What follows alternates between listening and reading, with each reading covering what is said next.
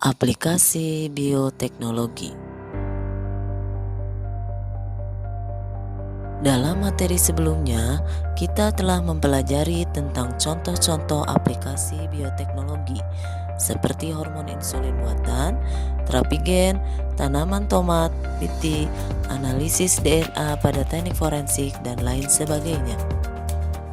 Untuk mempermudah mengelompokkan banyak aplikasi bioteknologi ini, para peneliti kemudian membuat pengelompokan cabang ilmu bioteknologi dalam bentuk kode warna seperti bioteknologi merah, putih, biru, dan hijau. Mengapa pengelompokan aplikasi bioteknologi ini menggunakan kode warna atau diasosiasikan dengan warna?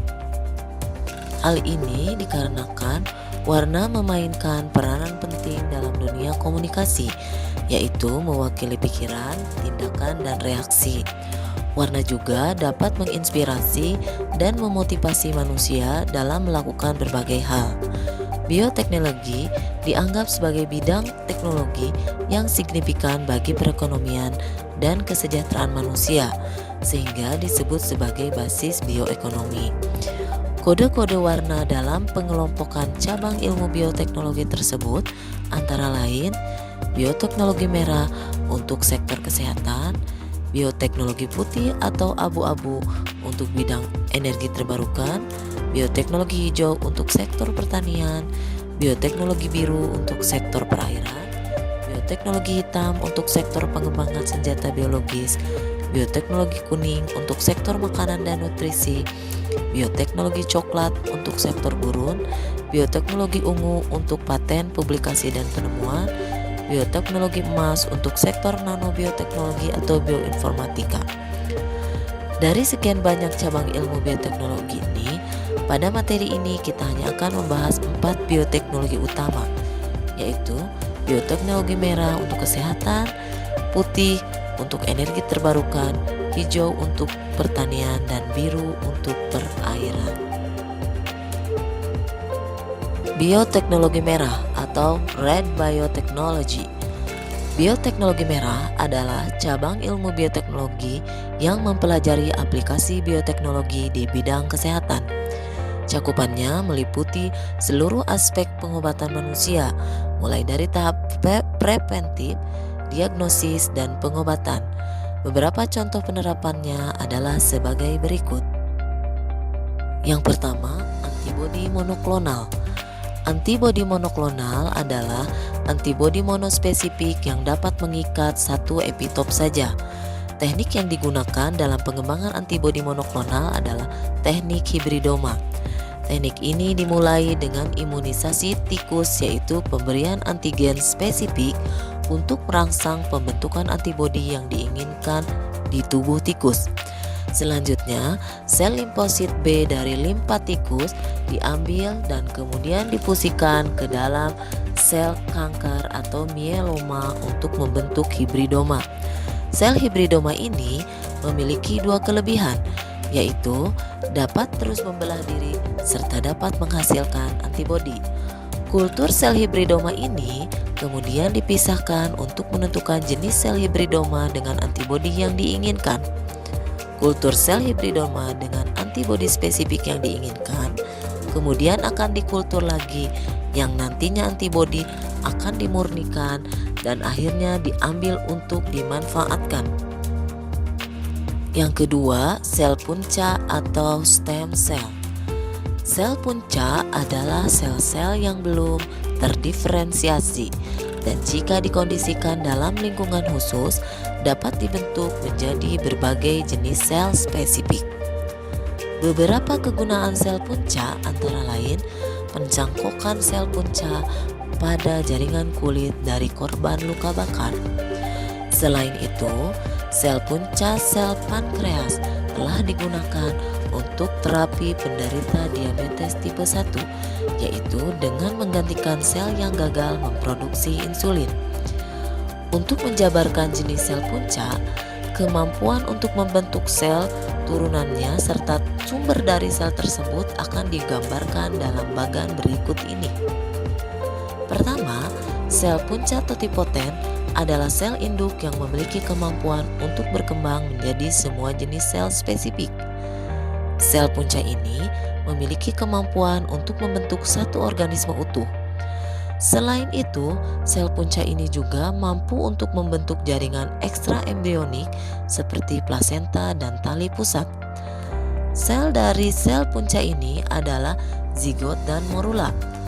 Yang kedua, sel punca pluripoten adalah sel punca yang mampu berkembang menjadi 3 lapisan germinal, yaitu ektoderm, mesoderm, dan endoderm, di mana nantinya setiap lapisan ini akan berdiferensiasi kembali menjadi jaringan-jaringan yang lebih spesifik. Sel punca ini tidak memiliki kemampuan untuk menjadi satu organisme utuh, serta tidak mampu juga membentuk jaringan ekstra embrionik seperti plasenta dan tali pusat.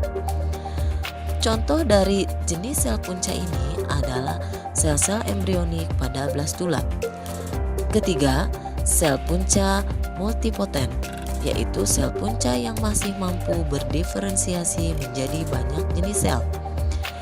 Contoh dari jenis sel punca ini adalah hemopoietic stem cell yang mampu berubah menjadi berbagai jenis sel darah, serta neural stem cell yang mampu berubah menjadi neuron dan sel glia. Sel punca unipoten adalah jenis sel punca yang paling sempit diferensiasinya, di mana hanya bisa menjadi satu jenis sel saja. Contoh dari jenis sel punca ini adalah erythroid progenitor cell yang mampu berdiferensiasi menjadi eritrosit atau sel darah merah. Yang ketiga, vaksin. Vaksin sendiri merupakan bahan antigenik yang digunakan untuk menghasilkan kekebalan terhadap suatu penyakit. Proses pemberian vaksin sendiri dinamakan imunisasi. Vaksin biasanya dibuat dari mikroba atau patogen yang dilemahkan atau mati, atau dari salah satu protein permukaannya yang dapat memicu pembentukan antibodi di dalam tubuh. Antibodi yang terbentuk ini di kemudian hari dapat menjadi sistem kekebalan bagi individu saat patogen aktif masuk dan menginfeksi tubuhnya. Keempat, terapi gen. Terapi gen merupakan teknik pengobatan penyakit generatif dengan mengganti gen yang mengalami kerusakan dengan gen yang normal. Beberapa penerapan terapi gen yang telah dilakukan antara lain adenosine deaminase deficiency atau ADD serta satu penyakit kanker kulit. Selanjutnya, bioteknologi putih atau white biotechnology. Selain itu disebut juga bioteknologi abu atau grey biotechnology. Bioteknologi putih atau bioteknologi abu yang diaplikasikan dalam pengembangan dan produksi senyawa baru serta pembuatan sumber energi terbarukan. Pada dasarnya, bioteknologi ini melakukan manipulasi terhadap mikroba, yaitu untuk mendapatkan organisme atau enzim yang lebih baik untuk memudahkan proses produksi dan pengolahan limbah industri. Beberapa contoh penerapan bioteknologi ini antara lain: pertama, gasohol. Gasohol adalah jenis bioenergi yang dapat menjadi bahan campuran bahan bakar fosil yang dibuat dari tebu. Proses pembuatan gasohol adalah sebagai berikut. Pertama-tama, penyiapan bahan baku biomasa berupa tebu. Selanjutnya adalah ekstraksi gula dengan memecah atau menggilas tebu. Hasil ekstraksi gula kemudian dikristalkan untuk membentuk sirup glukosa yang dinamakan molase. Molase kemudian akan difermentasi dengan menggunakan Saccharomyces cerevisiae untuk menjadi alkohol pekat. Alkohol pekat kemudian akan didestilasi untuk mendapatkan gasohol atau etanol murni. Kedua, biogas. Hampir sama dengan gasohol, Biogas adalah jenis bioenergi berbentuk gas yang dihasilkan oleh fermentasi dari bahan atau limbah organik dalam kondisi anaerobik. Biogas terutama tersusun oleh metana dan karbon dioksida. Proses pembuatan biogas sangat sederhana, di mana bahan-bahan organik yang akan diolah dikumpulkan dan dicampur dengan air dengan perbandingan 1:1 dalam tabung pencampur. Mikroba fermenter biasanya ditambahkan untuk menghasilkan biogas yang diinginkan, seperti jenis bakteri fermentatif seperti Streptococcus, jenis bakteri astenogenik seperti Kethanobacillus, dan jenis bakteri Methanobacterium seperti Methanobacillus dan Methanococcus. Hasil campuran ini kemudian dialirkan ke fermentor berbentuk tabung besar yang kedap dengan lubang keluaran yang nantinya digunakan untuk mengalirkan biogas. Zat sisa atau ampas dari kotoran kemudian akan dikeluarkan ke bagian outlet fermentor. Yang ketiga, bioleaching atau pelindihan biji logam oleh mikroba.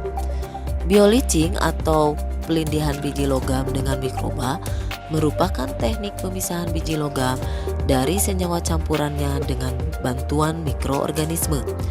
Mikroba yang umum digunakan dalam teknik ini adalah aerobik ototropik, yaitu Thiobacillus peroxidan. Teknik yang dilakukan adalah menumbuhkan mikroba dalam keadaan lingkungan yang mengandung biji besi atau tembaga akan menghasilkan asam yang mengoksidasi biji logam tersebut, yang disertai pengendapan atau pemisahan logamnya. Teknik ini merupakan cara pemisahan logam dari biji yang ramah lingkungan karena tidak mengakibatkan polusi udara. Bioteknologi hijau atau green biotechnology. Bioteknologi hijau mempelajari aplikasi bioteknologi di bidang pertanian dan peternakan. Di bidang pertanian, bioteknologi telah berperan dalam menghasilkan tanaman tahan hama, bahan pangan dengan kandungan gizi lebih tinggi, dan tanaman yang menghasilkan obat atau senyawa yang bermanfaat.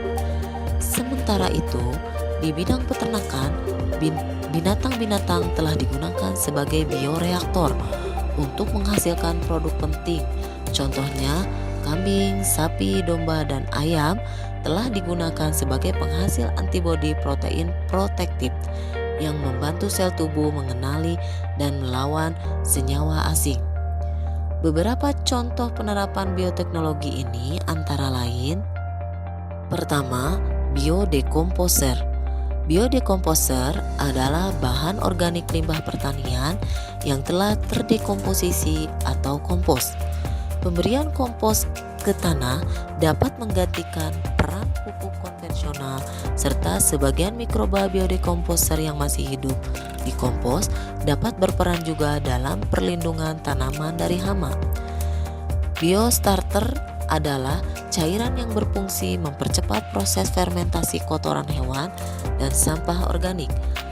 Penggunaan biodekomposer dan biostarter dapat mempercepat proses pengomposan menjadi 2-3 minggu. Kedua, biofertilizer. Biofertilizer adalah produk yang dapat ditambahkan ke tanah untuk meningkatkan aktivitas mikroba di dalam tanah, sehingga ketersediaan hara berlangsung optimal. Oleh karena itu, penggunaan pupuk konvensional dapat dikurangi tanpa menimbulkan penurunan produksi tanaman dan tanah. Beberapa produk biofertilizer antara lain Rizoplas, Riposan, Organic Seal Treatment, dan lain-lain. Ketiga, bahan tanaman unggul. Bahan tanaman unggul adalah peningkatan bahan tanaman yang ditingkatkan kualitasnya melalui pendekatan bioteknologi. 4 kategori peningkatan kualitas dari bahan pangan adalah peningkatan kualitas pangan, resistensi terhadap hama dan penyakit, toleransi terhadap cekaman lingkungan, serta manajemen budidaya. Contoh dari produk bahan tanaman unggul adalah tanaman transgenik kapas biti dan tomat biti yang tahan lama. Keempat, biokontrol. Biokontrol adalah mikroba yang dimanfaatkan untuk mengendalikan hama dan penyakit tanaman. Contoh mikroba yang dimanfaatkan untuk biokontrol adalah Beauveria bassiana untuk mengendalikan serangga, Metarhizium anisopyle untuk pengendalian hama bokor tebu, serta Trichoderma harzianum untuk mengendalikan penyakit tular tanah. Bioteknologi biru atau Blue Biotechnology disebut juga bioteknologi akuatik atau perairan yang mengendalikan proses-proses yang terjadi di lingkungan akuatik. Beberapa contoh penerapan bioteknologi ini antara lain: pertama, aquaculture. Aquaculture adalah proses menumbuhkan ikan atau kerang dalam kondisi terkontrol sebagai sumber makanan, dan diperkirakan 30% ikan yang dikonsumsi di seluruh dunia dihasilkan oleh aquaculture. Kedua, vaksin ikan. Contohnya, vaksin ikan untuk melawan virus yang menyerang salmon dan ikan yang lain. Ketiga, pengembangan bibit ikan unggul. Penyediaan bibit unggul dilakukan dengan rekayasa genetika, seperti untuk menghasilkan tiram tahan penyakit dan vaksin untuk melawan virus yang menyerang salmon dan ikan yang lainnya. Contoh lainnya adalah salmon transgenik yang memiliki hormon pertumbuhan secara berlebihan